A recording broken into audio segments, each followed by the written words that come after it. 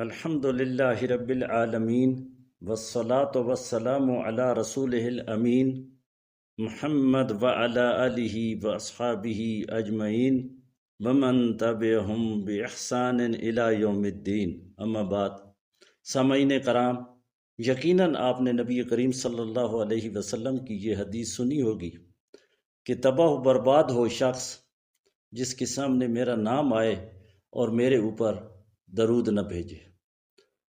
تو درود پاک کی فضیلت کے بارے میں ایک آنکھوں دیکھا واقعہ جو اپنے ساتھ پیش آیا وہ آپ کی خدمت میں پیش کرنا چاہتا ہوں۔ سنا سنایا نہیں ہے، سچا ہے کہ کچھ عرصہ پہلے ایک عورت کی نماز جنازہ پڑھنے کا اتفاق ہوا۔ شدید گرمی تھی، جون جولائی کا مہینہ تھا اور سورج پوری آب و تاب کے ساتھ چمک رہا تھا۔ تو جب صفوں کا اہتمام کیا گیا، امام صاحب آ گئے تو اچانک سے اللہ کی قدرت دیکھیں کہ اچانک سے ایک بادل کا ٹکڑا آیا اور سایہ ہو گیا۔ تو ہم بڑے خوش ہوئے کہ اللہ پاک نے کرم فرمائے۔ تو بعد میں ایسے اتفاقاً اس عورت کے بچوں سے پوچھا گیا کہ یہ کیا کرتی تھیں، تو انہوں نے کہا کہ ہماری والدہ کی جب رات کو آنکھ کھلتی تھی تو وہ تسبیح لے کر درود پاک پڑھنا شروع کر دیتی تھی اور پھر پتہ نہیں چلتا تھا کہ کب تک وہ پڑھتی رہتی تھی۔ تو وہ نظارہ ہم نے اپنی آنکھوں سے دیکھا۔ یقیناً درود پاک کی اتنی فضیلت ہے کہ یہ پل صراط پہ نور کا کام دے گا، اور وہ آدمی چھلانگے لگا کے انشاءاللہ العزیز پل صراط کراس کرے گا جو آپ صلی اللہ علیہ وسلم پہ باقاعدگی سے اور زیادہ سے زیادہ درود بھیجتا ہے۔ چونکہ ہم لوگ اپنے دنیاوی کاموں میں مصروف ہو جاتے ہیں، ہمیں وہ باقاعدگی ہم میں نہیں آتی، کبھی یاد آیا تو پڑھ لیا یا کوئی اس طرح کر لیا، باقاعدگی نہیں آتی۔ لیکن الحمدللہ جب ہم اللہ کے نبی کی حدیث سنتے ہیں تو ویسے پڑھیں نہ پڑھیں، لیکن جب حدیث سنتے ہیں اور اس میں جتنی دفعہ بھی اللہ پاک کے نبی کا نام آتا ہے تو یہ ہمارے لیے گولڈن چانس ہوتا ہے کہ ہم آپ صلی اللہ علیہ وسلم پر درود و سلام بھیجیں۔ تو یقیناً یہ کوئی کہانیاں یا قصے نہیں ہیں، آپ سے گزارش ہے کہ آپ کو تو ہو سکتا ہے یہ احادیث رسول صلی اللہ علیہ وسلم پتہ ہو، لیکن کئی آدمی ایسے ہوتے ہیں جن کو نہیں پتہ ہوتا، تو آپ سکپ کرنے کی بجائے ان کو آگے شیئر کریں۔ اگر ایک بندے کو بھی رہنمائی مل گئی، ایک بندہ بھی اگر اس کو سمجھ آ گئی تو اس کے اجر میں آپ بھی برابر کے شریک ہوں گے۔ اللہ پاک ہمیں زیادہ سے زیادہ نبی کریم صلی اللہ علیہ وسلم پر درود بھیجنے کی توفیق عطا فرمائے، آمین ثم آمین۔ اپنی ویڈیو شروع کرتا ہوں۔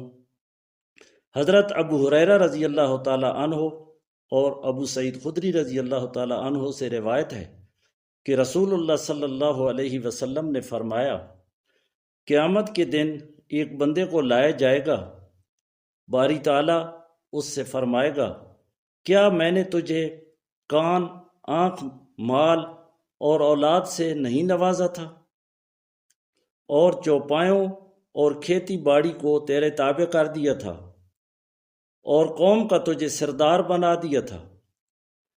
کیا تجھے یہ خیال بھی تھا کہ تو آج کے دن مجھ سے ملاقات کرے گا؟ وہ عرض کرے گا نہیں۔ اللہ تعالیٰ فرمائے گا، آج میں بھی تجھے بھول جاتا ہوں جیسے تو مجھے دنیا میں بھول گیا تھا۔ جامع ترمذی حدیث نمبر 2428۔ حضرت ابو ہریرہ رضی اللہ تعالی عنہ سے روایت ہے کہ رسول اللہ صلی اللہ علیہ وسلم نے فرمایا، رات اور دن میں فرشتوں کی ڈیوٹیاں بدلتی رہتی ہیں، اور فجر اور عصر کی نمازوں میں ڈیوٹی پر آنے والوں اور رخصت پانے والوں کا اجتماع ہوتا ہے۔ پھر تمہارے پاس رہنے والے فرشتے جب اوپر چڑھتے ہیں تو اللہ تعالیٰ پوچھتا ہے، حالانکہ وہ ان سے بہت زیادہ اپنے بندوں کے متعلق جانتا ہے، کہ میرے بندوں کو تم نے کس حال میں چھوڑا؟ وہ جواب دیتے ہیں کہ ہم نے جب انہیں چھوڑا تو وہ فجر کی نماز پڑھ رہے تھے اور جب ان کے پاس گئے تو تب بھی وہ عصر کی نماز پڑھ رہے تھے۔ تو اللہ پاک بڑے فخر سے فرماتے ہیں کہ جاؤ انہیں خوشخبری دے دو کہ میں نے انہیں بخش دیا ہے۔ صحیح بخاری حدیث نمبر 555۔ نبی اکرم صلی اللہ علیہ وسلم نے فرمایا، جب اللہ تعالیٰ کسی بندے کو کسی رعیت کا حاکم بناتا ہے اور وہ خیر خواہی کے ساتھ اس کی حفاظت نہیں کرتا تو وہ جنت کی خوشبو بھی نہیں پائے گا۔ صحیح بخاری حدیث نمبر 7150۔ حضرت ابو قتادہ رضی اللہ تعالی عنہ سے روایت ہے کہ رسول اللہ صلی اللہ علیہ وسلم نے فرمایا، جب تم میں سے کوئی مسجد میں داخل ہو تو اسے چاہیے کہ بیٹھنے سے پہلے 2 رکعات پڑھ لے۔ سنن نسائی حدیث نمبر 731۔